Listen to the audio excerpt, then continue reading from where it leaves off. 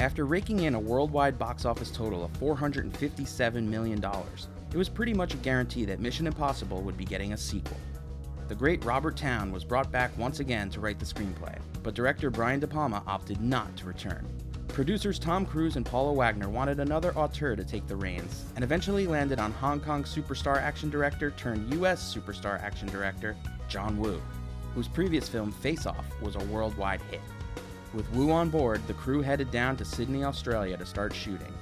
This time around, Scottish-born actor Dougray Scott would be joining the cast as the villain, Sean Ambrose, along with relative newcomer Thandie Newton, who would be playing Nyah Nordoff-Hall, Ethan Hunt's new love interest. The film would take a noticeable turn from the first film by upping the action sequences quite a bit. The opening scene has Tom Cruise's Ethan Hunt free-soloing high atop a mountain in Moab, famously without a safety net or a stunt double. With top metal bands like Metallica and Limp Bizkit lending singles to the soundtrack, the film was destined to strike a chord with the youth of America.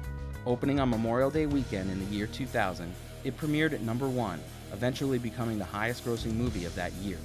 Although a financial hit, the film ended up being less of a critical darling than its predecessor, receiving mixed reviews, with many critics praising the action sequences but criticizing the lack of character development or substance.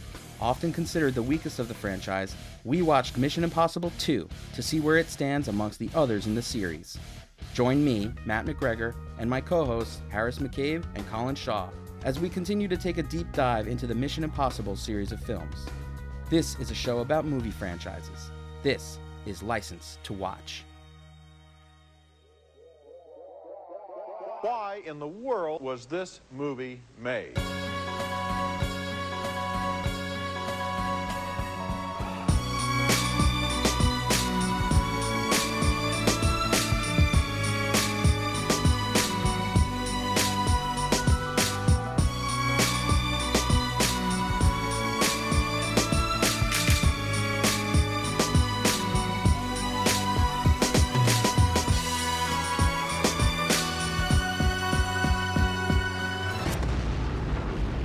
So joining us today is Jacob Strick, friend of the pod. Jacob, what the hell are you doing these days? Tell us a little about your life. Hey, I am working right now at Cartoon Network as a digital production assistant. I work with the storyboard artist and the animatic editor. It's a really fun job because it plays to my love of computers and isolationism, but I also get to work in cartoons. Can you quickly just tell the listeners what your connection? We're covering Mission Impossible 2 today. Well, you're a guest for this particular movie, or you chose this movie for a specific reason. Yeah, and listen, I've seen all the Mission Impossible films. Big fan. I didn't get to say hi because I don't know Jacob as well as you two do. So yeah, Colin. I think we met, but it's been a long time. So yeah, hi Jacob. Hello. Hey Harris. Matt. Hi, Jacob. It's nice seeing you again. Yeah. Happy to be on the Bondcast former. Although I guess we're sort of in a liminal state as we wait for the next Bond film to land. Should have been out. Yeah. So the way that's working is we're called License to Watch now. This is a show where we review movie franchises and we go through one movie at a time per episode. And we try to find if the perfect movie franchise exists. That's sort of our through line. I'm not sure what format or criteria we're using. We mostly end up talking about cereal and shit, so it's sort of a free-form discussion. So it's a podcast. So when I was thinking about Mission Impossible 2, and there was an offer. I think probably 5 and 6 were taken. Was it 3 was available? I was remember. thinking Cheerios and Raisin Bran, but I had to pick 2 for a number of reasons. But the big number 1 is that, spoiler alert, I am related by blood to one of the Ghost Riders on Mission Impossible 2, Wesley Strick. I am his son. So I have a deep insider's view of this film, but I also have my own opinions on it, so I hope to share both tonight. That's Wow. great. He birthed you. Good. We hope to hear both tonight. And you're Both sides of the two sides to the second film in the it was not yet a franchise at that point. And in fact, I think it was like 5 years after the first one. Yeah, Something it like was. I 4 or think 5? 4 years. Yeah, 4 years after the first one, and there was a lot of. I think it was intended originally. They thought, hey, maybe this could be a franchise. Yeah. But I don't think they were ever like really committing to it until they jumped into this one. And this was actually a bigger hit than even Mission Impossible 3. Oh, it was a huge hit. It was a massive, massive hit. So this sort of was what it was like confirming. Oh yeah, this is a fucking franchise. We're doing 1 million of these. But it also was very unusual in a lot of ways. This was really before they found their footing and realized what it would look like as a franchise. In fact, I don't even think they figured that out until the fourth one. But this is one of the most unique movies. In a lot of ways, it's reactionary to some of the things the first film did. And you can even also see in the third film things that didn't work in 2 where they were correcting course on. So it's definitely like almost an ugly stepchild experiment of what a franchise could look like. They were finding their way. Yeah.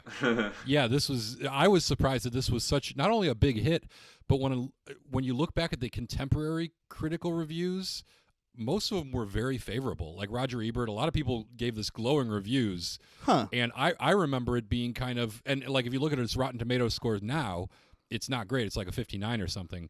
But it's but like at the time, this mostly got some naysayers, but it had a lot of really positive reviews.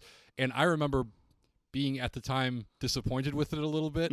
As a huge Brian De Palma fan, huge fan of the first movie, and a huge John Woo fan, I felt like this was sort of the worst of all of those indulgences.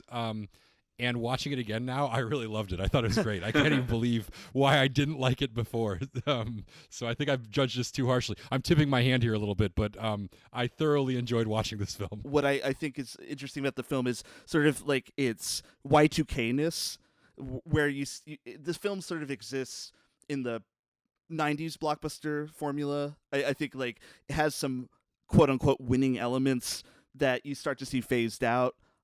You see, like, the villain is sort of trying to question, like, be critical of what villains were doing by, sort of tweaking the formula a bit. Oh, he's playing both sides. He's going to release a virus, but he's also going to make a lot of money off of it. So it was like a little pre-digital.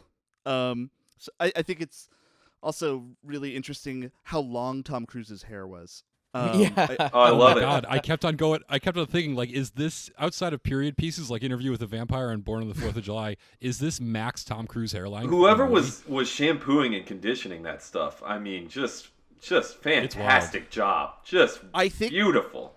Another film I just watched recently was Magnolia, which he made right before this one, and I wonder if being Frank T.J. Mackey, top knot, he was just like, I gotta keep the hair. And I read in a production note that he requested, like, this is my look now. I'm long hair Cruise. I'm virile. Right. I am strong. Yeah.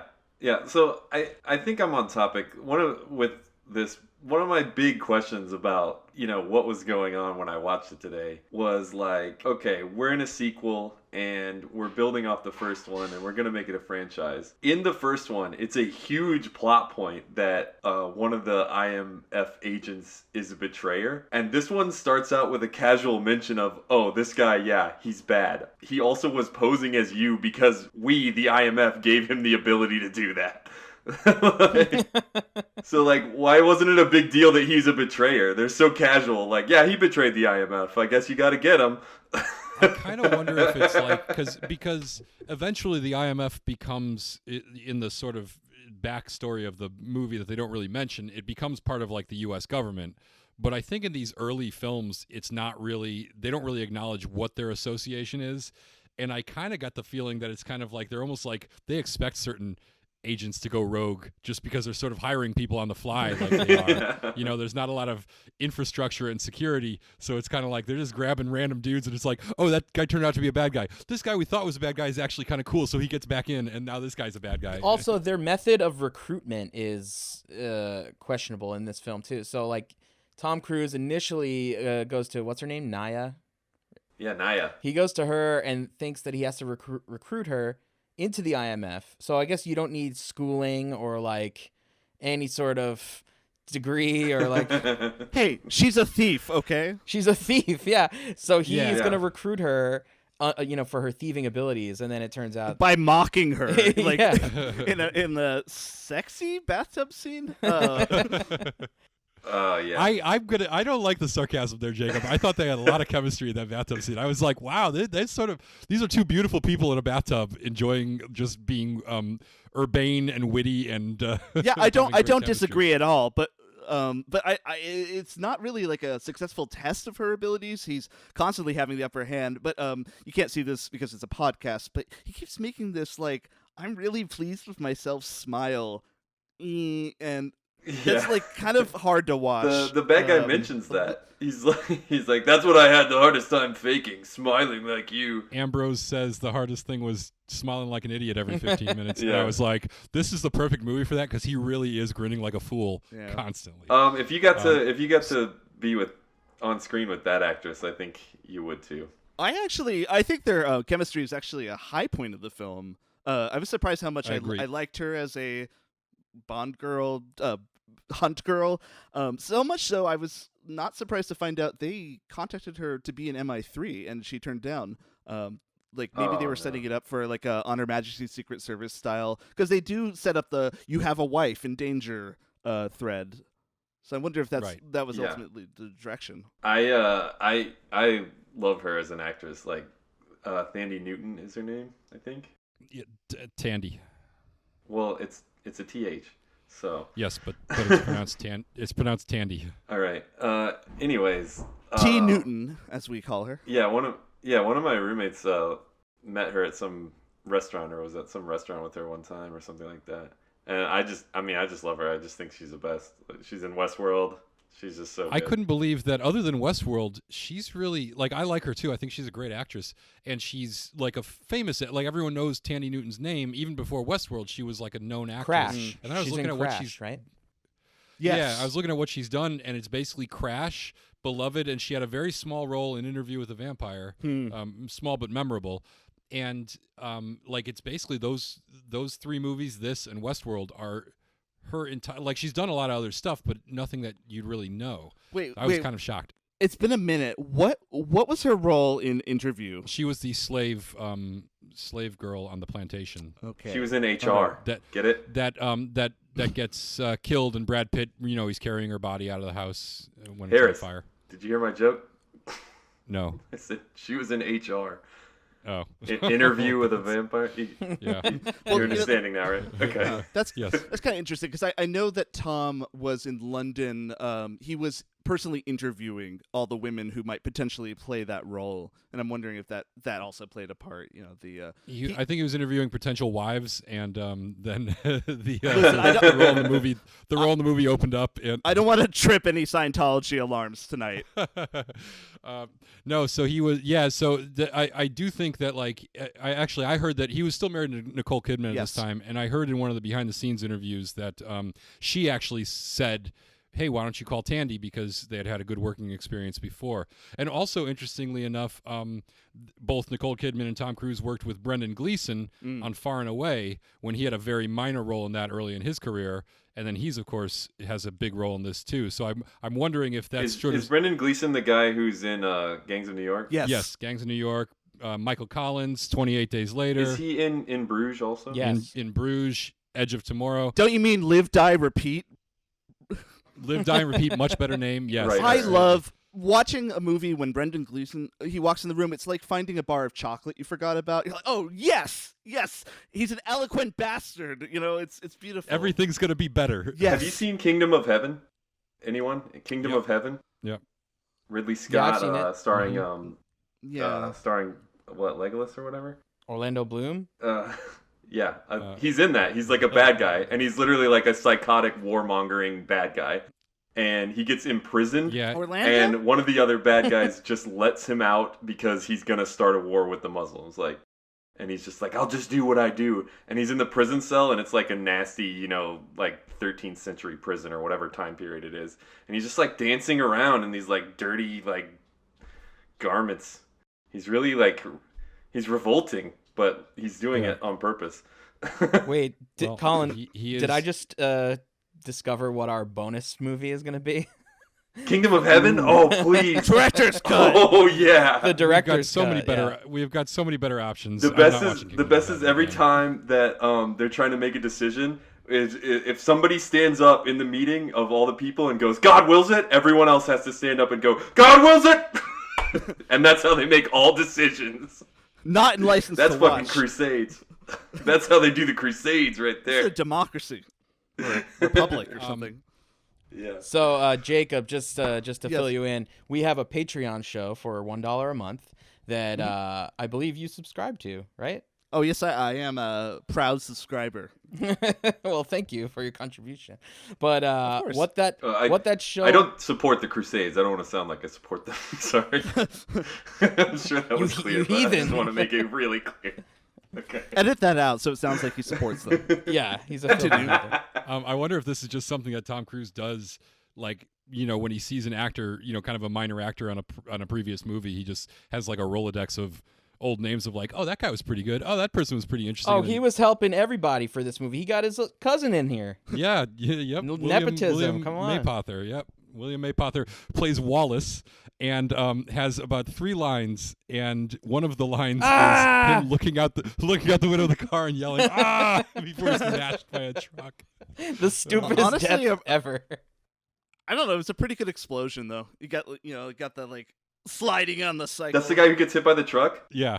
Yeah. Why, if Yes. if a truck is coming at you, why do you stick your head further out of the window? I know. He sticks his head out the window. It's amazing. Because there was smoke everywhere. The guy was burning rubber. He was all over the place. It coincides with a snap zoom, which is amazing, and used just the appropriate amount in this movie. Just the right amount of the camera work in this movie is fantastic. Yeah, to go back to your earlier point, though, Tom absolutely has like a stable of people he returns to, and I think what maybe pertain to where I'm coming from, no more important was the ultimate writer of the film. The screenplay credit went to Robert Towne. And they had been working together since, I think, Days of Thunder. But, obviously, Robert wrote Chinatown. The guy is a pro. And he was the last of many hands to touch this. And he was doing it all the way through post-production. Wesley, who I will interchangeably call my dad, was brought in during pre-production and maybe some production. I'm not quite sure. But he was working directly with John and Tom, trying to make sense of the initial drafts, which were written. The story credits for this film were by Ronald D. Moore and Brandon Braga. So, like, the last film, you had De Palma and Michael Tolkien and Steve Saley and David Coe. And they were nowhere to be found on this one. The people who wrote on this film were writing for television. They were writing Star Trek in the 90s. Dope. Ronald D. Moore, with Next Generation all the way through Voyager, and then I think Brandon was probably later, so they became a writers team, and I think also probably contributes a lot to the Bellerophon storyline, which is so central and kind of impenetrable. The fact that it's kind of sci-fi maybe ties into the Trek side. So that was one of the things Wes was brought in to do as a ghostwriter, was sort of make sense of it, and every successive ghostwriter before and after, it was just like, make sure this Bellerophon thing makes sense, and it never really does. There's a lot of it's just a virus. Pieces. I feel like they over-explain it, actually. I agree. It's a virus, and it's named after mythological stuff, and that's pretty much all you need to know. There's a virus and an antivirus. Colin doesn't need a lot of explanations for They say it like 10 for something to times. make sense of for Colin. He's just got to know like a thing. They make it really clear what it is. What's it's going a virus. on. It's mythological. But why, Colin? We why know is more. what we're asking. We know more Why? about the virus than like Sean Ambrose. He's like an enigma compared to the virus. We know how long it takes for the virus to kill you. You know where all the samples are located. We know who created it. Where it's going. It's like got the most screen time, I think. And but we don't really get the why of it. I guess they're looking for like a cure for the common cold, and then they accidentally spawn this other evil virus, and then they're going to sell that as a biochemical weapon or something, but it's still very muddy. You know what makes the why of it really confusing? The place where it's held. So we're gonna put it in 3 petri dishes with lasers over them, and In Australia. 3 guns. Yeah, in Australia, and 3 Yeah. guns that you can shoot yourself up with it. Hey, it's John Woo. You gotta have guns. Yeah. Also, what's never made clear is we definitely have to get back to that. But what's never made clear in this movie is how this virus is. And now we're all experts on viral pandemics. But like, how is this virus transmitted, and why is it dangerous? Because obviously, it kills Oh quickly. yeah, unclear. Yeah, it kills quickly. Unclear. So we know that that's not a good thing for a pandemic virus because it kills really fast. But it is undetectable. Yeah, if it It is undetectable and asymptomatic for the first 20 hours, which means that it could potentially spread okay. But we don't actually know how it spreads because later Ambrose suggests that dropping her off in the middle of Sydney is going to cause this epidemic, which it never does. because they drop her in the outback. She's never near the city at any point. It doesn't make it clear where they dropped her. That's the problem.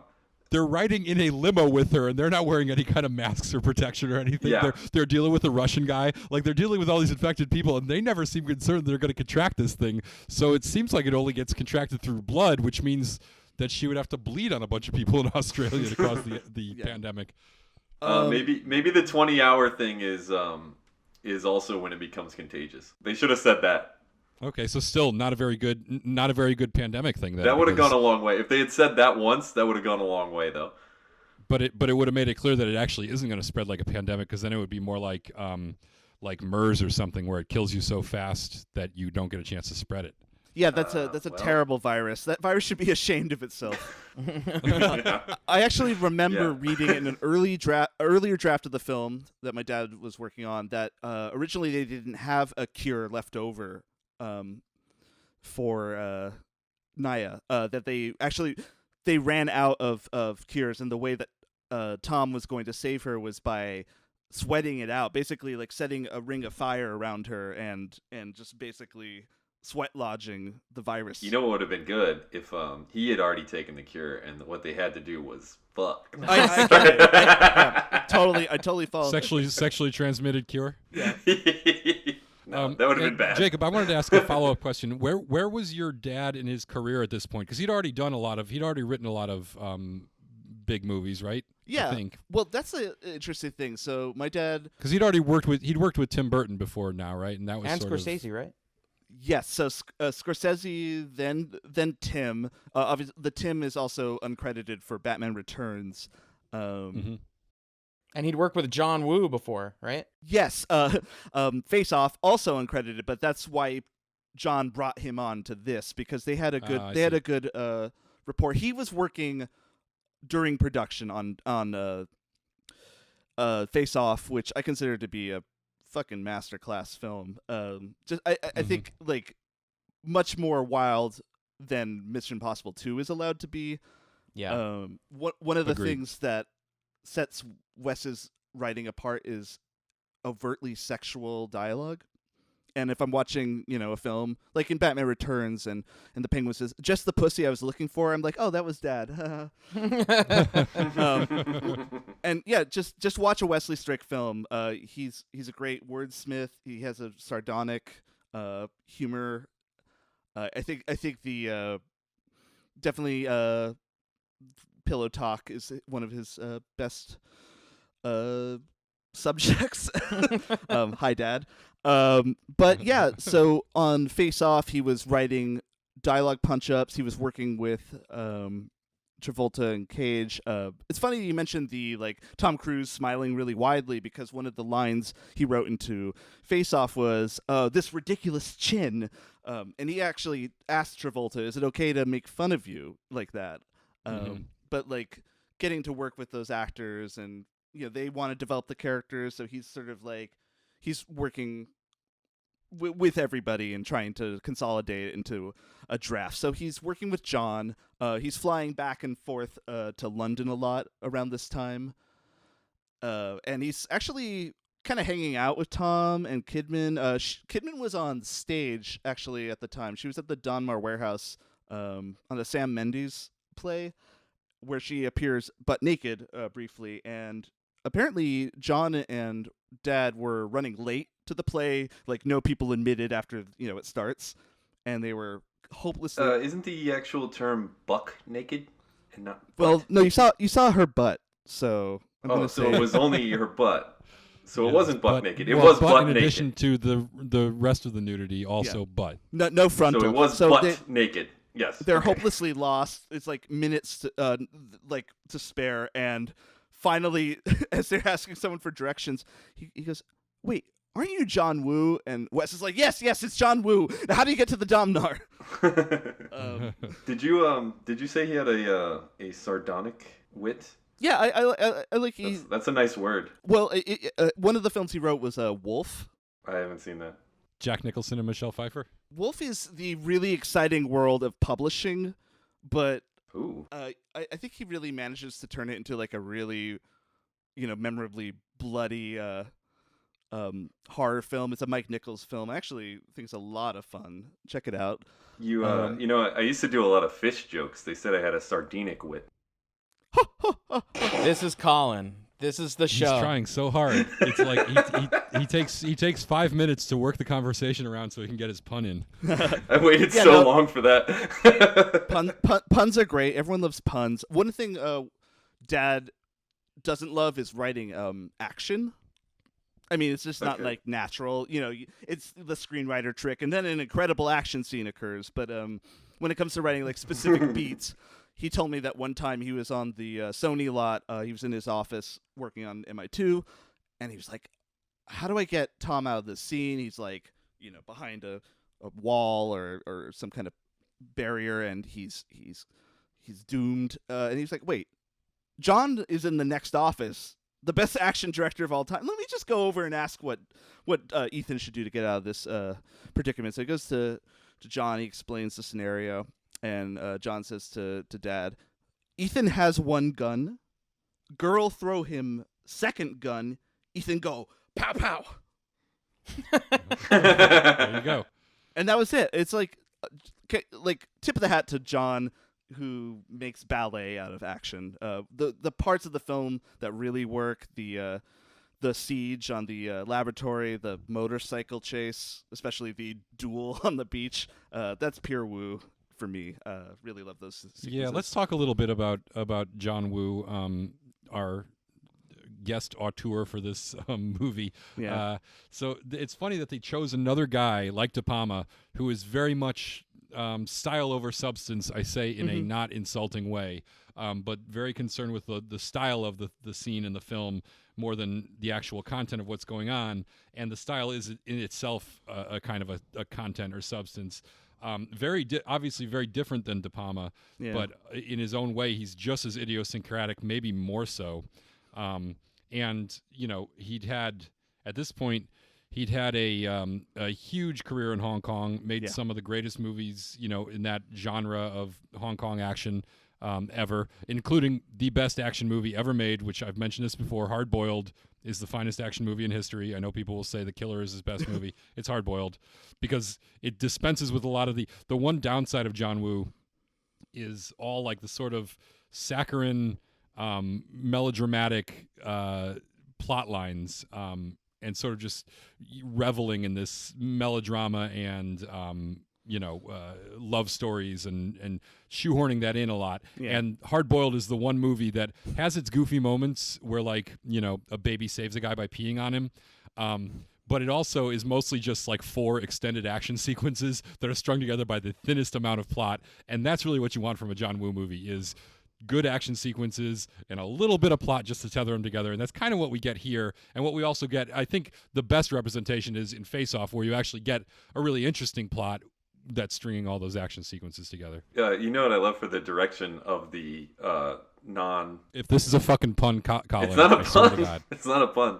I love the direction he uses for the love story between them as they fall in love during the middle of a car crash that is probably going to kill them both. So we suddenly switch to this like slow motion where they're just staring at each other hard, like in the middle of a car crash. And Tom Cruise's hair is at its max. Oh, like, yeah. Get the fan on him. More fans. We need more fans. Blow that hair. Oh my God.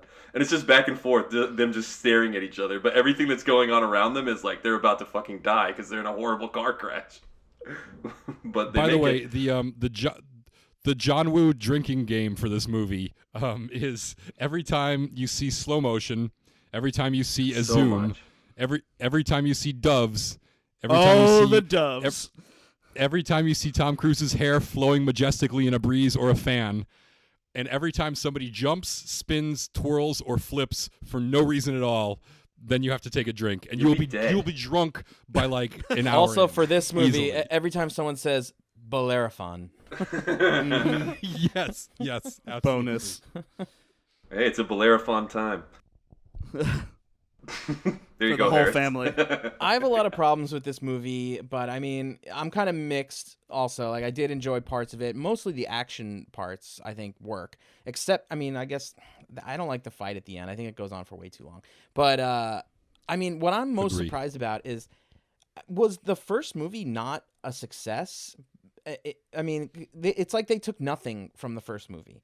There's no mention of the first movie. There's no, like, stylistic anything. It's like a completely different. It's like they said, forget that, do your own thing. Let's just start over. It feels almost like a reboot than a sequel. More. Yeah, so. the only thing that connects it is Ving Rhames.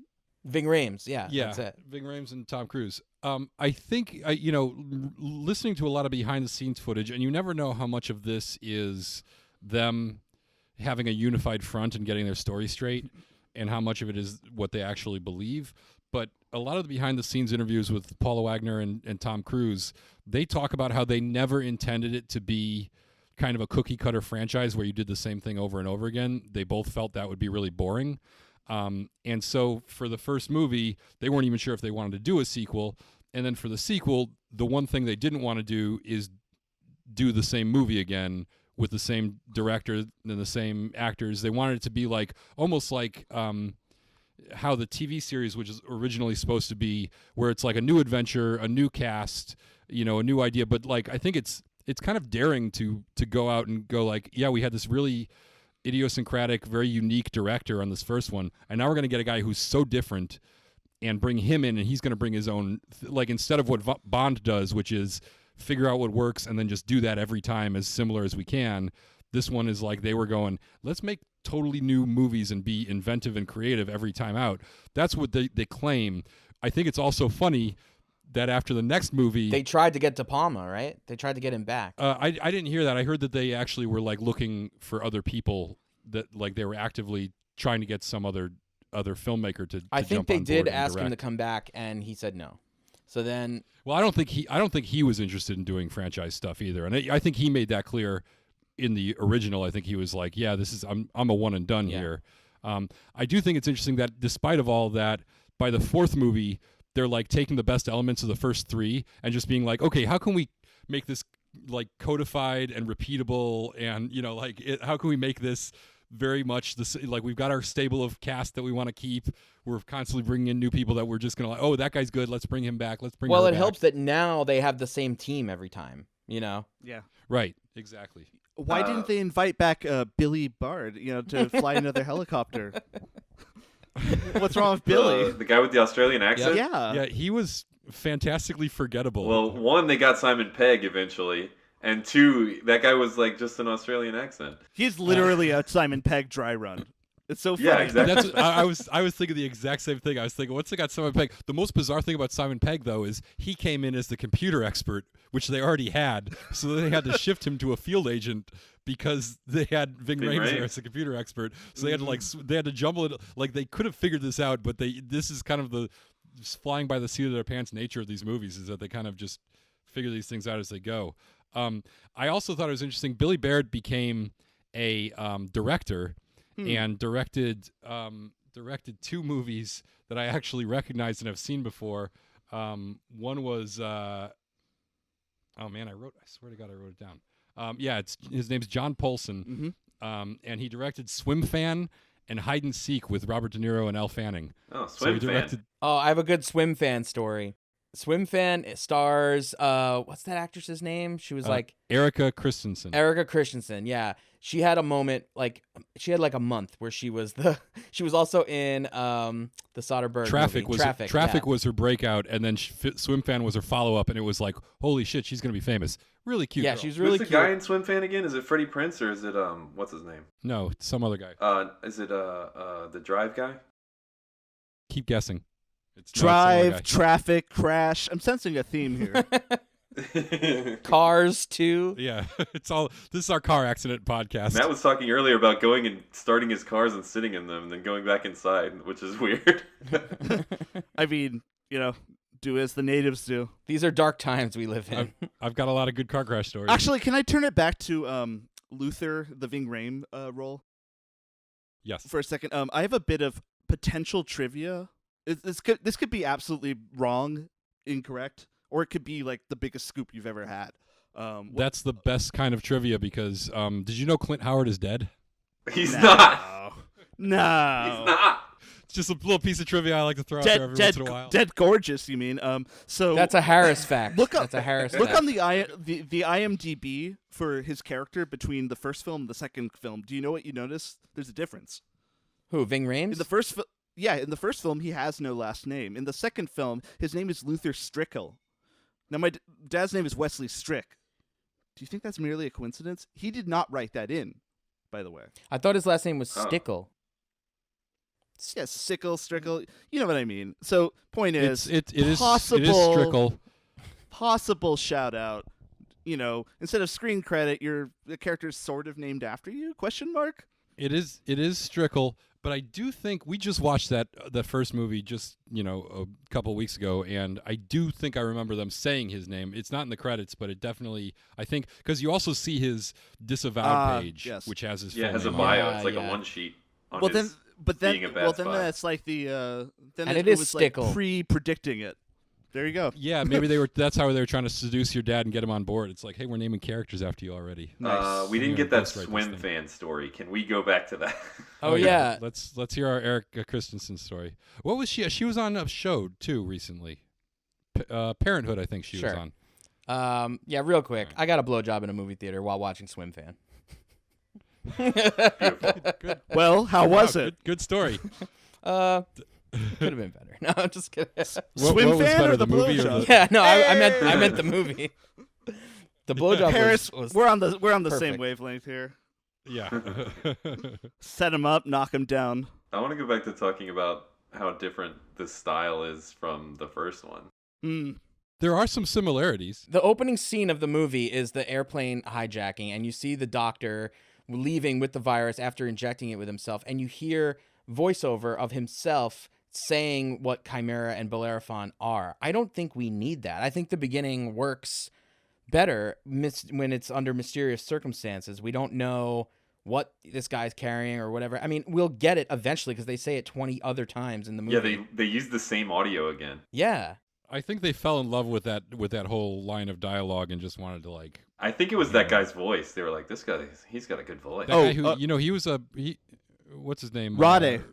Rade Serbegia. Oh, that guy, yeah. I think it's Yeah. Serbegia. Of the Saints. Wasn't he a professor at USC? He was what? Was he? Wasn't he a professor at USC? No, while we you're were there? I thinking think he of was a the directing other professor. Russian actor. The other old Russian guy? Yes. But Rade was the guy in Batman Begins who says, "Nice coat." That's right. Oh yeah. Yeah. Oh, he was the and many the other hobo, the great bum. roles. He's Yeah. super nice guy. Anthony Hopkins is in this movie. He was Boris the Butcher in Snatch. Yeah. I was gonna say, Wow. do you think that MI3 made the rabbit's foot so like mysterious because MI2 went so far to explain every single thing about its own virus? Do you think that was a reaction? That's interesting. They're both MacGuffins. It's just I think maybe they realized that the less you explain it, the Yeah. less it has to make sense. Yeah, the less you explain it, the Like- more you can get to other plot developments. You don't need to waste your time. Yeah, I mean, this one is sort of. I'll tell you what the similarities are, and I agree. This is the most different of all the movies. But the similarities are they do a lot of the stuff with the, like there's that sequence where Ambrose is impersonating Ethan Hunt to convince what's her name to convince Nyah to give herself up, and at the same time, Ethan Hunt has kidnapped Brendan Gleeson's character to convince him that he's sick and dying and get him to give up the game, and that's all like classic Mission Impossible type, subterfuge and masks and shit. and they have a decent amount of that whole spycraft and fooling people and what people are really after and stuff like that. I think and then there's also stuff that they inserted in this one that became sort of part of the movies going forward. Like the first one has I think 6 gunshots in the entire movie. This one being a John Woo movie, obviously you're going to multiply that times roughly 1,000, and then also Ethan Hunt, he punched a couple guys in the throat in the first movie. In this one, he's a full-on kung fu master who is having extended flip kicking, jump kicking, take a drink, sideways flip kicking. He's a gymnast. Fight scenes, which then becomes in the other movies, he has hand-to-hand combat scenes in all of them. Or the rock climbing. So that kind of carries over. It sets the precedent for I'm going to do a stunt and I'm going to up Right. it every time. Yeah. There is that one thing how in every single movie he's always free falling and then stopped by some wire or hanging thing. That same stunt is in every single one of these movies. They always have some kind of heights thing in all the movies. But I also think there's some of the ways that it is different is this is I think the only opening credits where you don't see clips from the movie under the credits. You see clips. And of you know what? I kind of missed that. Some painting. I kind of missed it. Yeah, I know. Don't you hate that though, Matt? I did hate. I usually hate it, but this time I was like, "Ooh, no scenes." I wish I knew what was going to happen in this movie. I know. I wish I was getting a little preview because it's not really a spoiler. You don't know what the hell's going on. You just see little snippets. You're like, "Oh, what the hell was that? Oh, what was that all about? Ooh, I'm excited to see that." And then we didn't get that in this one. Also, another big thing in that is missing from this one that's different about this one is I think until the most recent one, until Fallout. This is the only one in the series of the first 5 movies where he's actually working for IMF. In every other one, he is disavowed. Yeah, isn't he working on for his himself? own and going? Yeah, he's going rogue in every other single in the first one, in the third one, in the fourth one, and I think in the fifth one, he's going rogue in all of them. And this is the only one where he's actually. Hey, if it worked for Jason Bourne. On that topic, we have not talked about Anthony Hopkins at all yet. Yeah, he's in this movie. Oh, what's to say? He what looks are we doing incredibly. here? Red face. He looks super like he's about to explode in the 2 scenes he appears in. Compare his skin tone to Tom. He looks incredibly red. Isn't he? In his defense, he was drunk. Go ahead, Colin. Weren't they shooting his scenes in Seville or whatever? He was probably just on the beach before. Yeah, that's what I was thinking. Clearly they are just hey, where are you? We're going to come to you. We're going to shoot you out in a day. What's your day rate? that is. Yeah. Do you think that he worked more than a day on this movie? What was the point of having him Maybe in this 2? movie? His character doesn't really bring. It's usually when you have a cool cameo like this, and it's some super famous actor who wouldn't normally do a movie like this. They have some they bring a level of gravitas or some sort of significance. I felt like his scene was so. I think you just answered your own question. I know. I felt like his scene is so forgettable. Matt, he says the best line. It's not. It's called Mission Impossible, not Mission Difficult.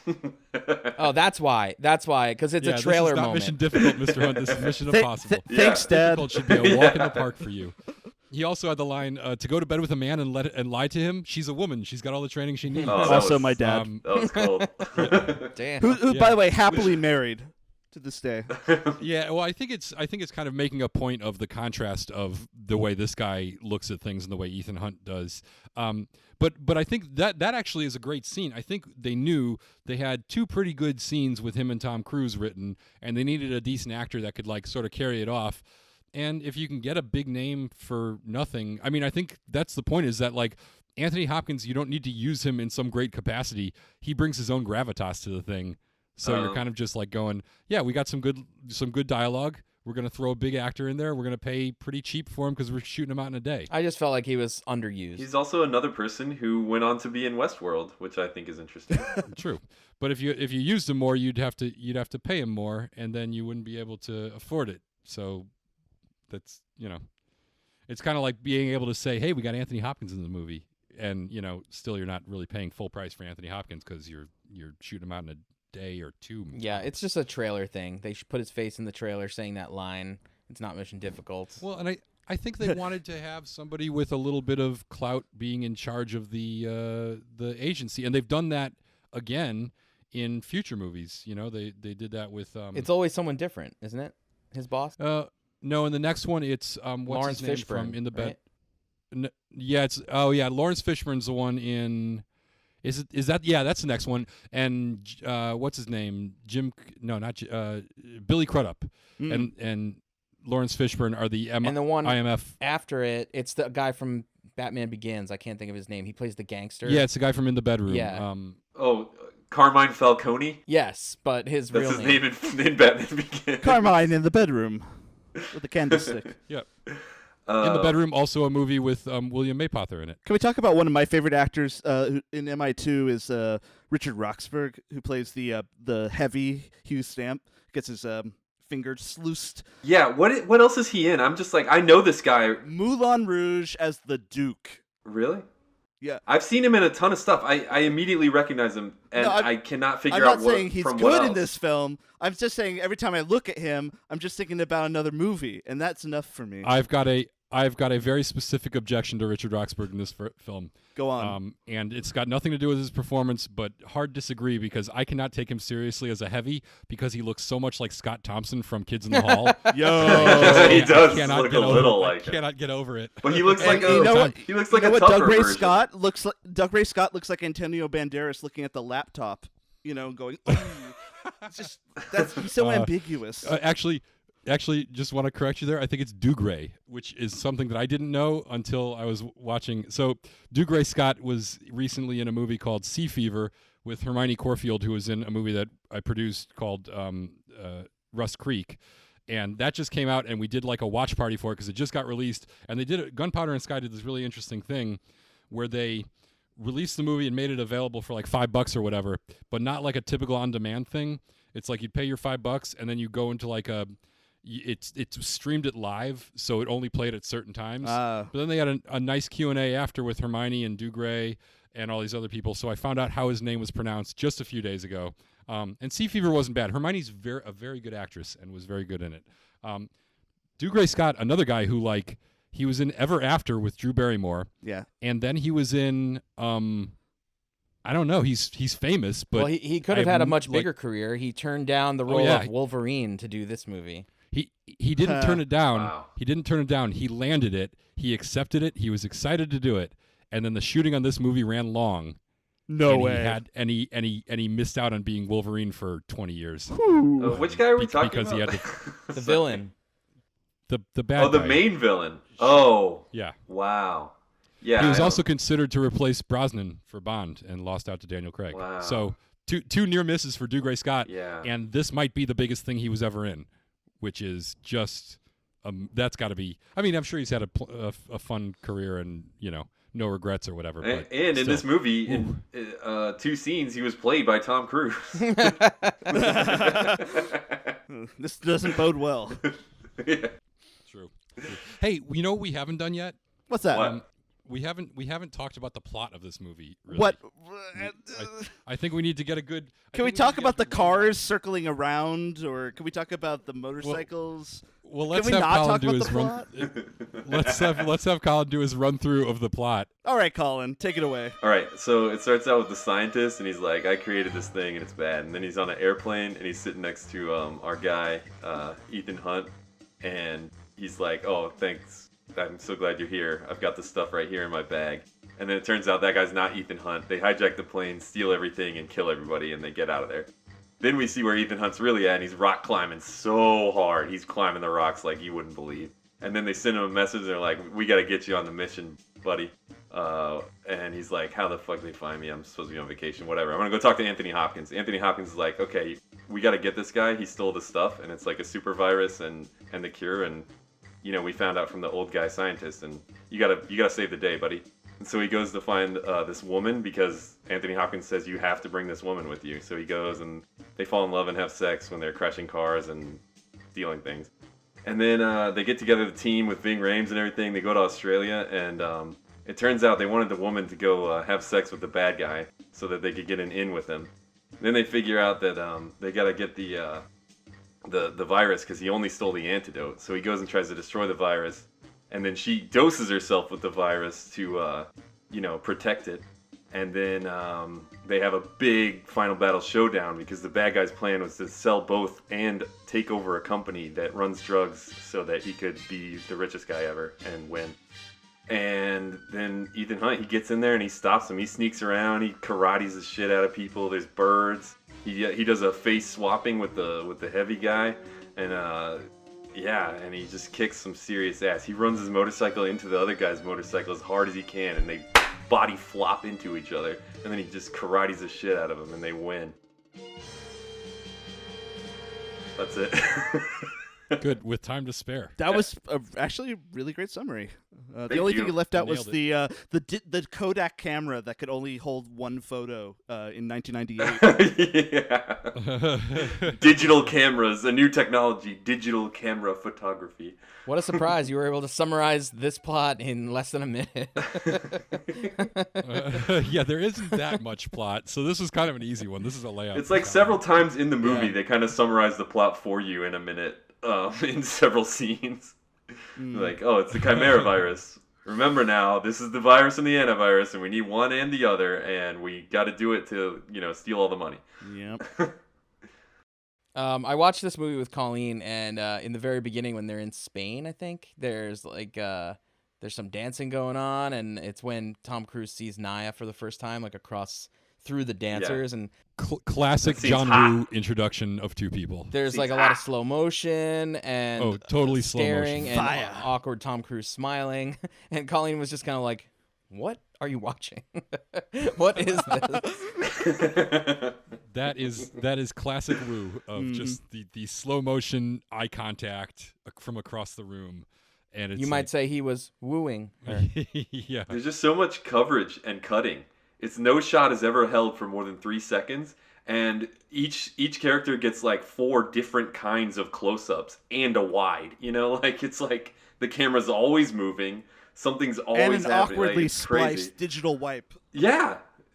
I'm curious if he shoots multicam even for the drama scenes, because I know he does for the action stuff, and I wonder if he's just like, well, we got 4 cameras, let's just shoot four shots of every take, and then just cut I was between sitting them. there thinking about how long are these shooting days? Like, how long does he have these people here? Because he's obviously shot them from all these different angles. What? How does he do it? Well, for a lot of the slower, more dialogue-driven scenes, I'm watching one right now where he's pretending to be the Russian guy, and the other dude they're telling the other dude that he's Brendan Gleeson that he's sick and he's in the hospital. And honestly, all these shots are being held for a long time, and it looks like they only had maybe 2 different coverage angles on either character. But there's no motorcycles or guns in that scene. No, they have an overhead shot where the camera moves around the little curtain in that part, don't they? Well, yeah, so that's almost like the master of the. But there's another scene. But master. I literally just watched it. I think it might be 4 or 5 shots total in the scene. But I'm It's just a lot, saying, I think though. he picks his moments. Like for the ones that he thinks are like going to be critical, I think he definitely over covers and then fixes it in the editing room. And Compared to the trends today of like movies like 1917 and Roma and stuff like that, it's like. do you think the trend today is actually takes getting longer? Because I think that's not true at all. I think it's the exact opposite. I think. Well, I all gave 2 takes- examples. But there's not. Yes, you gave 2 exceptions. There's not a limitation in terms of reels. Like I feel like this film is it's still adhering to the old format, whereas you can do longer takes that bleed over the 10-15 allotted minutes. So I can see it from that point. But I of think view. when you do that, you still to this day, because people do. I'm not saying people get bored, but I do think there's a certain amount of fear about cutting things too slowly. That if you're not cutting, you're not maintaining visual interest, which I don't agree with. Because I think people are patient enough to watch a scene without a bunch of cuts in it for no reason. But I do think there's a sort of a tendency to err on the side of being too cutty in mainstream movies, unless you're like an auteur who's specifically trying to make the point of letting things play out in longer shots.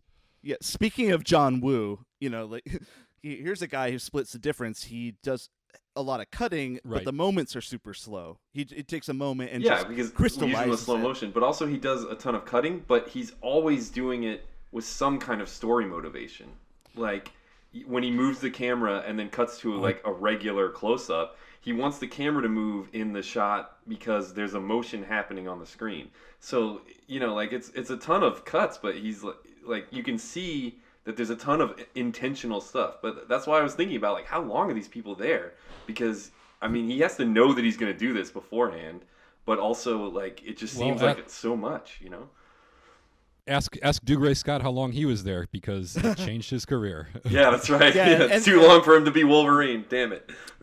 And they were rewriting it. You know, like script pages were coming in every day. By that point, Dad was off the film. It was just Robert. But yeah, that was a film that changed a lot through production. And it was, I mean, that was apparently, that's how they've done everyone. Like, that's how they did the first one. They were doing rewrites during the shoot of a lot of major scenes. And apparently, by the time they brought Chris McQuarrie on to work on the fourth one, I think, as a writer, I've heard him in interviews talk about that experience and how he got there, and he was freaking out because all they had was a bunch of action sequences, and they had like 3 scripts that they'd rejected and rewritten by 3 different writers, and he was brought on to sort of tether all these action sequences together, and he's like, but you're shooting the movie, how do you write the story if you've already shot half the movie?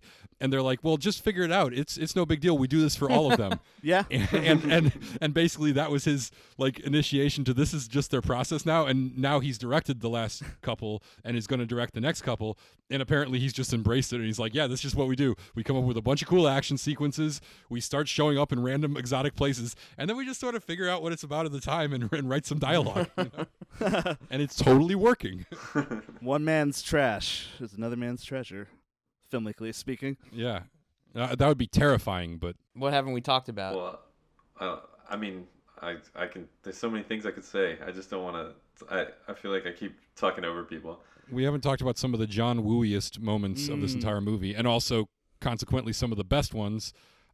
We have the break-in at the whatever that place is where where he has to bungee jump into the skyscraper, which feels like kind of a it feels like kind of a rehash of the iconic stunt from the first one. Absolutely. Except like they try to make it better by making it further and longer, but it's not really. But also shorter, way shorter. Right. Yeah, and it's not nearly as good or as suspenseful. But then when they get downstairs, and then we have an actual John Woo gunfight with like every bullet creates a shower of sparks, no matter what it hits. Every color of the rainbow. Yeah. Yeah. And everyone is either standing there and shooting perfectly calm without moving or ducking for cover, or jump flipping through the air and shooting with 2 guns in midair. And just guys keep on showing up just so they can add to the body count. Like people just run into the room just to immediately be shot by somebody who's jump flipping through the air. And somehow it kind of works. You know what I have always thought would be a great, like, funny little scene of just taking, just some director. You would pick it to make this scene funnier, but I can't pick the director right now. You pick some director and you have them, just like in some place where they're meeting people that they wouldn't meet normally, and you put them in where they meet John Woo, and they're like, "Oh yeah, I'm such and such." He's like, "I'm John Woo. I'm a director also. I've done a lot of films." And then the other guy's like, "Yeah, no, I'm a really good director. I've been doing directing and blah blah blah." And then John Woo's just like, "So who's your bird guy?" And the other guy's like, "I don't have one." And John Woo's like, "What?" Did you say who's your bird guy? Yeah. You're picking up a little there, Colin. Yeah, who's your bird guy? Yeah. Like he doesn't ask who's your cinematographer you work with, what actors you work with, none of that. He's like, "Who's your bird guy?" Right off the bat. Who's your best bird? You took such a long and winding road to get to that one joke, which was actually. I was really trying to set the But scene. I think it would have been funnier if you weren't talking for 5 minutes on this thing where all I was thinking was, "Oh God, I hope this is going somewhere." Jesus. The aristocrats. Yeah, exactly. Who's your bird guy?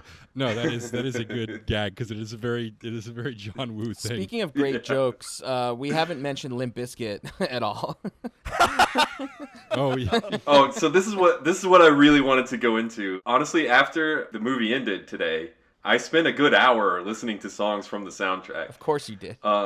My favorite, what brightened my day the most, was the one they played during their rock climbing thing, which is called like Ipo Ipo or something, or Iko Iko or something like that by... No, Iko. Yeah. Oh, that song is so weird. Yeah, that song's awesome though. I listened to it like 5 times today. It's a cover of Iko Iko. It's a famous... It's wonderful. It's just really brightened my day. It's very odd for that scene. I was like, I was struggling with that COVID depression, and I was like, oh yeah, this song is just, it's working. How many times did you listen to "Hey, hey, hey"? Like twice, 3 times, something like that. Between Metallica, Limp Bizkit, and Tom Cruise's hair, is this the most metal Mission Impossible? Of course. Of course. How did you even ask? Who's your bird guy, Harris? How are you even going to ask that? I think it's safe to say this movie is more 90s than the one that actually came out in the 90s. I feel that. I agree. I thought you were going to make the case that this was the most, like, I thought Matt said he was going to make the case that this was the most year 2000 movie there is. Yeah, it's got... Well, that was my point, yeah, that it has a very Y2K appeal. Exactly, yeah. Yeah. Jacob kind of said it already. But Okay, yes, that so- plays into that this is a very 2000 movie. It's pre 9/11. Yeah, well, here's what I wanted to Oh, talk very. about. That Yeah. plane. Ugh. Yeah. Here's what I wanted to talk about is whether this movie being so different when we were talking about that, whether they intended this early on or not, at some point they really hit their stride of how to market this movie. This movie, because of all the like different kind of, metal bands and stuff they targeted their audience. They got all this stuff to put them right into the middle of the pop culture river on a little raft that's just like flowing with the flow of it. Like, as I'm watching this movie, I haven't watched it in so long, and I'm just realizing like, oh yeah, like when this movie came out, I loved everything about it. Like, this was all amazing to me and great because it was just like that movie of that year that was just one of those good things about that year that had all this stuff in there. Like the Metallica song, I was like, I know all the words to that song, but I can't remember what album it's on or why I've listened to it a bunch of times. And then I realized it was on the Mission Impossible 2 soundtrack. That's how I knew it, like word for word.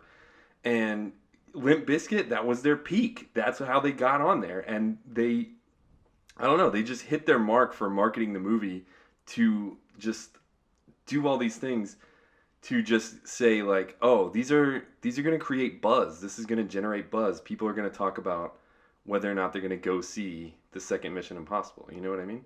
I remember listening to the Limp Bizkit version of the Mission Impossible theme so many times and thinking it was so awesome that when I saw this movie, I was disappointed that they didn't play it in full.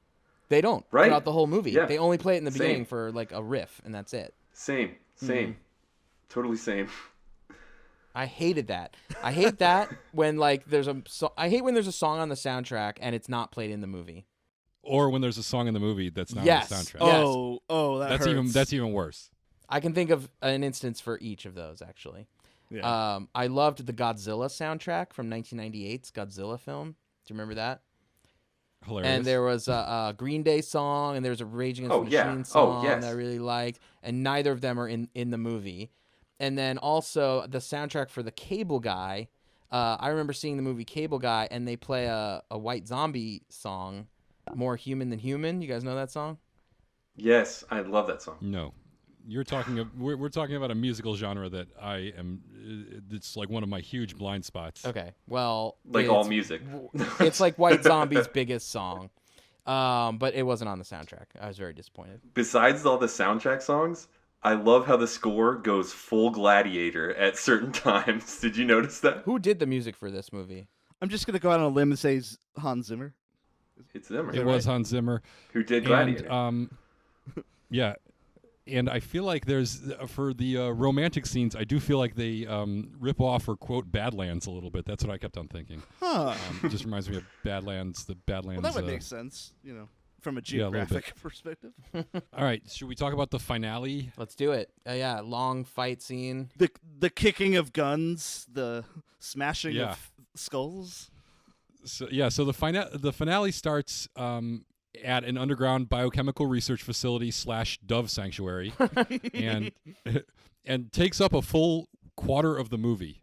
It's like a half hour long. I guess you could break it up into different sequences, but it's basically that's the end of the movie is when he goes running in and kicks that guy in the face and invades the underground biochemical place. I think the difference between this movie and the last, and like the disappointment for me, is that in the first movie, at least there was like spycraft stuff going on and like different, you understood like, okay, we need to steal this in order to get to this or whatever. But in this movie, to me, it felt like just there's not much to it. There's like 3 sequences of like, and they turn into gunfights. And so there's no, the only spy thing I could think of is when he rappels down that,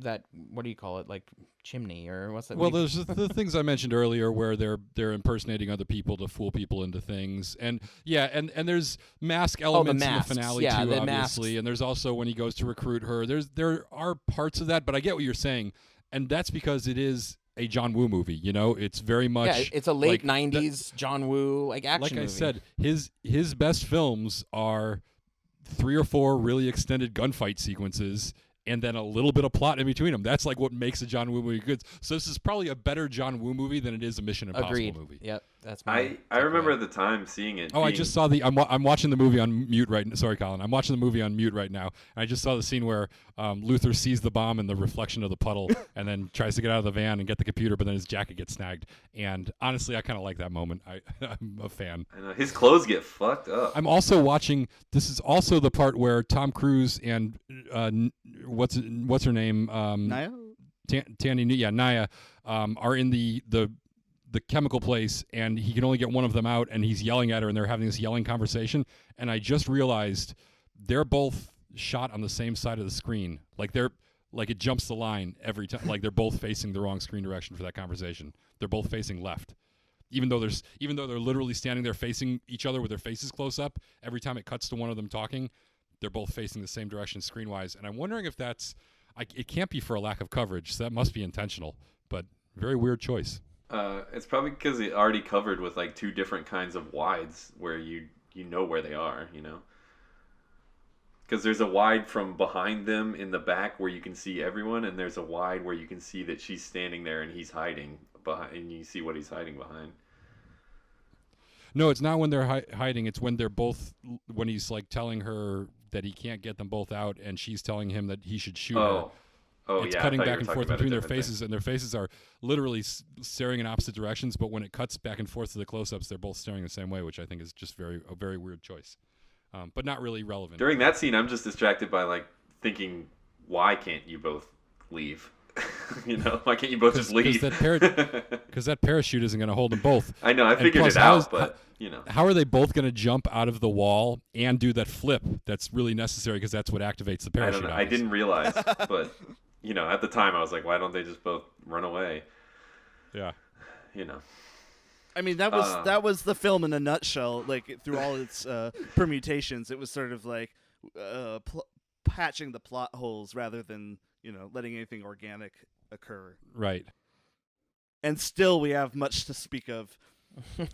Yeah, I think the moment where he and Hugh switch faces is an interesting. Like, I like that when he duct tapes his mouth and puts the mask on him and then Ambrose shoots him. I think that's like a fun kind of interesting way to dispose of that dispatch of that bad guy. The payoff on the hand is really good there. Yes. Yeah, when he fingers the problem. However, I have a huge question. Here's my question. That means that at some point, Hunt and Hugh have to trade pants. I was thinking about this too. Do they trade underwear? Why isn't this a deleted scene in the movie? Like, is this something we could go and shoot with some actors and some deep fake technology? The deleted Mission Impossible 2 scene where Tom Cruise pulls Richard Roxburgh's pants off, Like and then dresses him in his Sean own Ambrose pants. is giving some like villainous soliloquy, and then they just cut to Tom Cruise in a hallway quietly, like putting tight pants on, like come on. It is Faster. like, he's like in his tiny whiteies, and he's still got his boots on, and he's trying to pull the pants over the boots. He's like, "Damn it, Ethan, take the boots off." And then a bird flies in. Get out of my face! Outta here. Yeah, there definitely have to be doves. The bad guy has to be wearing some kind of funny kind of underwear, like purple thong something, you know. How did Ethan Hunt know that he was gonna come face to face with that particular henchman, and happen to have a mask of that guy's face? Did he have a mask of everyone's face? Just in case. He's got it. Oh, that's why he's wearing the cargo pants initially, because the pockets are just They're full of masks. faces. Also, if you look at like the future movies, they get very specific about what it takes to create a mask, and that becomes major plot points in the later movies of like that it's an elaborate process of scanning somebody's face and then having a machine that builds the mask, and you have to get like voice stuff from them. Also, the voice recorder modules that they have in this movie are mostly just to do accents, I guess. Yeah. It's so weird that Sean Ambrose has such a thick Scottish brogue. And then, yeah, he just puts this thing on. I mean, that's a carryover from Face Off, is it not? It's basically the same movie. It's Yeah, they basically have, like, the a same trachea technology. thing. Does this movie take place in the same universe as Face Off? That's the real question. Ooh, deep. The Wooniverse. Yeah, the Wooniverse. I It's like a it. universal Wooniverse theory. But yeah, that face thing. There's so much here that just you're like, what? How did this happen so fast? And like you said, the bomb when it goes off in Ving Rhames' van, seems like it kills him. There's like 1 second left. Yeah, definitely. I actually remember watching this in the theater and having a second where I was like, oh no, did they just kill off Ving Rhames? Because I don't think I'm okay with that. Like, I already was a little disappointed in the movie. And then when that happens, I was like, oh, if Ving Rhames is out, I'm out. Isn't there? Yeah, I don't know what it is about the film, but I feel like my relationship with it is also disappointment. Like I think everyone expected it to do something different than it actually does, and what it does is okay. But I definitely have carried a sense of disappointment with this film. Going back to what you said before, Jacob, that the third movie kind of like does a 180 on like a lot of things that this movie did.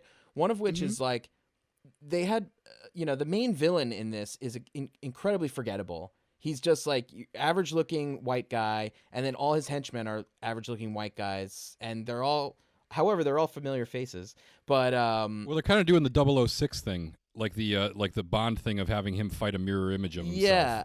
But they're not really pulling it off as Not good as committing to Bond it. does when it does it great. But then in 3 they go and right off the bat they give you like a super villain. He's like, a famous actor, and he's like, I'm gonna kill your kills it. wife. He's a megalomaniac. Yeah. Yeah, totally. Yeah, another thing I think Mission Impossible 3 does, as a course correction from 2, was 2 doesn't really feel like it has a team behind Tom, and I think that's because Tom is the most competent in this film than he is in any other Mission Impossible. He doesn't get blown against a car. He doesn't get like thrown around, beat up like he does in the later films. I feel like he is at his most Superman in this film. Even in the last fight. Yeah, he just runs into every situation. He's never in danger. And even when he should be fearing for his life, he never seems like he's that worried. He's always smiling about it, like that hazardous car chase. It's not until the very end, and then it doesn't seem like he's so much worried about himself as he's worried about her. Yeah. And that's most of this movie is him just being confident in his ability to be immortal and just trying to make sure the girl doesn't die. Yeah, I think we said it all. Yeah, for me, the film really starts when the doves come out, and that's a little too late. Yes. And that is kind of the finale. I also like when he's escaping from the place and he shoots the hazardous materials thing, and it explodes, meaning that like flammable was probably a better label for that than hazardous.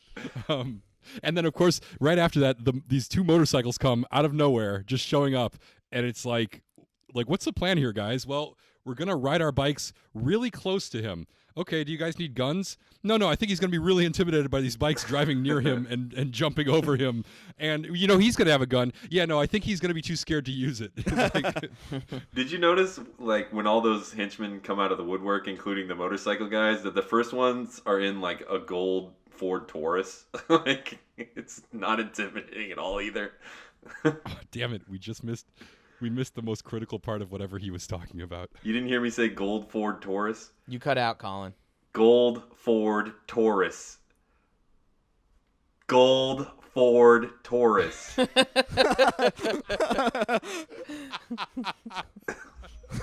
that was great. Matt, if you're going to edit any of these mistakes out, please leave that one in. Whatever that wasn't a mistake. About. That was art. That was serendipity.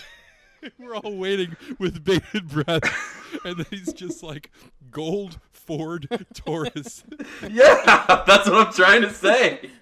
Jacob, it's a gold do you Ford have Taurus. any last... We're wrapping up the show, and do you have any like last tidbits that you haven't said yet, or like maybe what your dad's biggest contribution to the script was, or greatest contribution, I should say, or... We haven't even talked about the motorcycle duel. How are you wrapping up the show right now? Have we not talked about it? When did we mention the motorcycle duel? We haven't said a single thing They about fly it. into each other. Someone I said mentioned they it flop in the into summary. each other. I believe it was Colin. That was in Colin's summary. That's what more do you need to say? Yeah. I could write a dissertation on that one stunt. Good grief. It is a beautiful stunt. It's All right, jousting. Matt for just new wants age. to cut this podcast short and deny our listeners any more of our brilliance. Well, Well, you got somewhere to go, Matt? If you want to edit this thing, by all means. gotta go watch Mission Impossible 3. Well, actually, that's a funny thing because I feel like MI2. I was shocked to see it was the top grossing film of 2000. I didn't expect that at all. Wow, yeah. And I feel me like somehow that didn't translate at all to 3, which is like the worst performing. So I feel like people probably came to this one more on the strength of the first film and stayed away from 3 because of 2. I'm really surprised that they were able to envision it as a franchise because it doesn't really feel like franchise material. Also because it's from a different era, and also maybe that was their stated goal. But there's a lot that the film just it seems focused so much on the Bellerophon thing. I'm sorry, it doesn't feel like they're setting anything up. Yeah, I think also didn't they take like 6 years before the next one came out?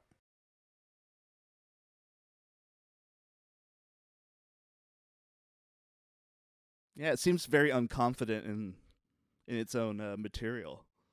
Yeah, it's like they were after this one they thought, okay, it's done, and then they waited 6 years and they were like, we got nothing else. Let's do another Mission Impossible movie. Who makes these? Paramount? Yes. Yeah. Yeah, they've got nothing else going on. Come on. Paramount, if you're hearing this, I am available for. Yeah, exactly. Yeah, Mission Impossible 3 didn't come out till 2006. So yeah, that was Holy moly! That was probably the biggest layoff. I think that was the biggest layoff they had between movies, which is kind of incredible. And I think you're probably, I don't know, maybe it's the layoff or maybe it's you're onto something with the idea that the previous movie sort of set the standard for how the next one was received. Yeah. Yeah, and I gotta say, I feel kind of crummy for Wu. That his career seems to sort of take a nose turn in America, nosedive, nose turn, after this film. After it's so successful, he had what a film in 2003. Wind Talkers or something? Yeah. Yeah, Wind Talkers. Yep. And I mean, it could have been I mean, I don't know that it was the performance of this movie that really doomed it. I think it was that Wind Talkers kind of tanked. Yeah. Was that the Mel Gibson and I think, Vietnam War movie? Is that it? No, Nicolas that was Cage. the one with. What movie am I thinking yeah. of? Isn't there a Mel Gibson War movie that came out around the same time? Yeah, it was a Braveheart. No. I'm gonna look it up. No, the Mel Gibson one came out recently with Andrew Garfield, No. where he's like a.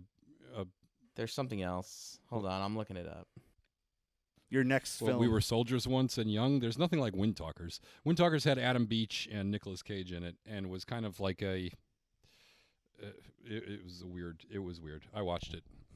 I regret it a little bit. How's it compared to George Lucas's Red Tail? Oh, I hated Red Tails, so it definitely compares more favorably. I mean, it's got Nicolas Cage in it for one thing, but it is very much like John Woo action, except in a World War II period piece. Yeah. That's supposed to have like all these sort of sentimental overtones about the plight of the Native Americans, and it's just it was a lot. It was a lot. Yeah, Mel Gibson was in a 2002 film called We Were Soldiers. That is a war movie. Vietnam War movie. I think it was called We Were Soldiers yeah. Once and Young. Is the full title of that movie. That sounds like the porn version. According to the poster, it's just We Were Soldiers. That's because it was actually two posters, and they just couldn't fit it all in the first one. Yeah, I just want to say I It's a think very different movie, by the way. Harris, he put it best when John Woo. He works better when he's doing less of melodrama. Just give him a gun, let some action scenes play out, and I feel like maybe the films he was being set up with in his American period were just too heavy on one than the other. Yeah, he found this nice. I don't know. He had this moment. He had a hard time here. He came out and made a Jean-Claude Van Damme movie, Hard Target, which was not good and it wasn't a John Woo movie at all. It was really just a Jean-Claude Van Damme movie. And they did Broken Arrow, which was actually a decent action movie, but not John Woo-y enough. And then he had Face Off, which was huge and one of his best films. And then this, honestly, is probably one of his best films also. It's just not one of the best Mission Impossible films. Yeah. A strange legacy. Yeah, and like you said, it was. I think he got, because this was such a huge success. I believe Wind Talkers, it was a period piece and a war movie, and I think it had probably a massive budget.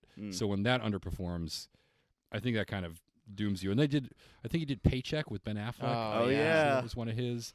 Then he went back to making movies that like weren't John Woo movies. So, you know. I think. But he's probably very much of an era too. He's very much of an era. Yeah. I also have Jean-Claude stories. Let's hear one. Oh, well. Well, I would love didn't to you hear know Jean-Claude. I worked on Jean-Claude Van Johnson for Amazon, the miniseries? Oh yeah, I like that. That was fun. Did you notice me in the last episode as the blockbuster standee? I don't know. I don't think I did. I'm gonna have to go back and watch that. You can actually, if you're in the Zoom chat right now, you can see. Oh yeah, I see behind you me, right but, there. It's nice. Jean-Claude uses it as a training dummy, and they built a dozen, and they were all stabbed to death. That's great. Nice guy. He would always be like, "Hello, Jacob. Good to see you. You have a tight spot on your back. That's why you walk with your feet spread out like that. It's very tight." I'm like, Jean-Claude just touched my back. Oh my God.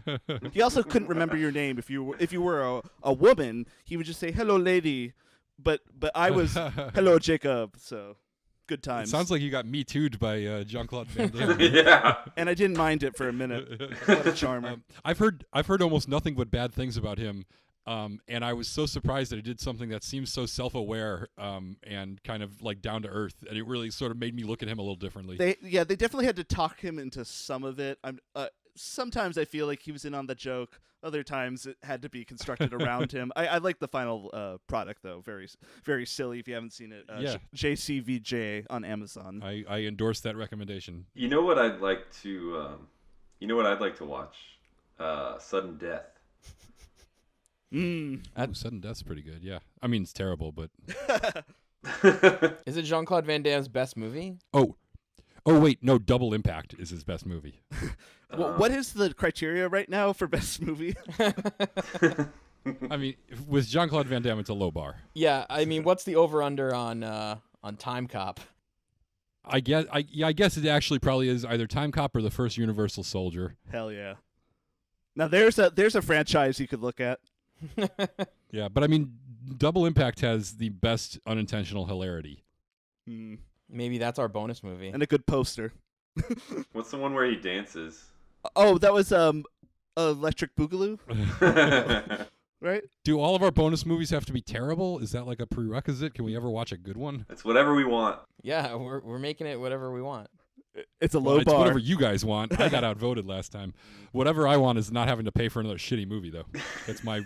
Yeah, let's try to find something that's on Netflix. Yeah. All right, you want to do our summaries and our Timothy Dolphins? Yeah, so Jacob, we have a unique rating system on this show. Obviously, we used to be a show about James Bond.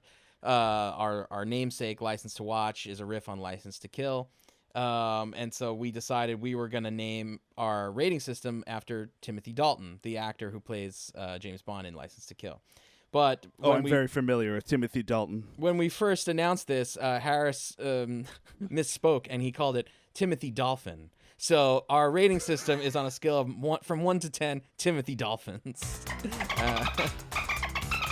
And Matt is going to give this entire explanation in every single podcast we ever do. Yeah, I kind of have to. It's It's a little obscure, but maybe this is the last time. Do you? Save the Dolphins. All right, who wants to go first? I guess I'll go first because I'm the guest. Sure. And who knows? Maybe you won't invite me back, so I better get my 2 cents in.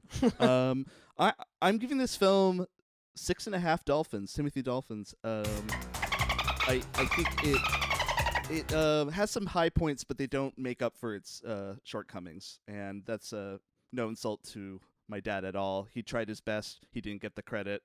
Many great screenwriters worked on this film, and very few of them are felt, I think, through it. All right, I'll jump in next, and I'm going to go with 7 Timothy Dolphins, which was much higher than I ever would have. I would have pegged this as like a 4 or 5 Timothy Dolphin movie going into it, just based on my memory of it.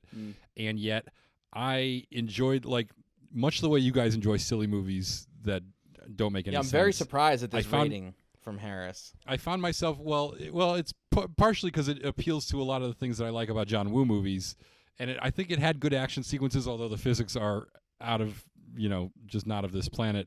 But it had a lot of elements that I liked, and a lot of really stylistic choices that I thought were good, and a lot of story elements I liked. I thought the performances were pretty strong. I thought the chemistry between Tom Cruise and what's her name? Thandie Newton was really good. And yeah, I just enjoyed it. And I'm glad this isn't where the franchise went, but as the worst film in the franchise, undoubtedly, I felt like it was still much better than I thought. And I've seen this movie like within the last couple of years, because I think I bought the Blu-ray set like 2 years ago and watched them all then. And even still, I didn't remember enjoying this half as much as I did watching it today, because it was sort of like, even the parts that are ridiculous, I was laughing about. So yes, 7 dolphins. Wow. All right, I'll go. So yeah, I mean, as a lover of some of the sillier James Bond movies, I am surprised. I mean, I knew going into it that this is considered probably the worst of the Mission Impossible movies, or the most different. And so I thought maybe, like, the gift of time would allow me to view this in a different light and see it for its merits. But yeah, I don't know. It's just something, it just goes against what I want in a Mission Impossible movie in a lot of ways. Weird, like slow motion, and right off the, in the beginning of this movie, there's a lot of weird camera choices that kind of turned me off. And, I mean, yeah, it does have some interesting stuff. But I feel like the whole mythological thing with Bellerophon and Chimera is cool, but I feel like it was done better in other movies. That sort of thing. Even Face Off has like the brothers' names, right? They're like Castor and Pollux, Castor, right? Troy. Yeah, like that's done with more finesse than it was here. And like, while it does have some cool action stuff, I will say that the latter half of the movie for me was more enjoyable because of the action sequences. However, I already stated I didn't like the end fight. It just goes on for way too long. It's too cheesy for me, unrealistic.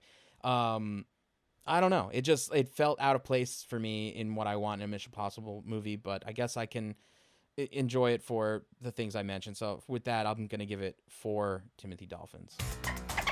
Wow. I agree with everything you said too. I really do agree with everything that you're saying. Yeah. I think for me it's like probably an 8 on as a John Woo movie, and like a 5 or a 6 as a Mission Impossible movie. So that's why I ended up giving it a slightly higher score. Interesting. Boom shakalaka. Yeah. Quickly jumping in, I just want to say my personal least favorite is 4 out of the Mission Impossibles.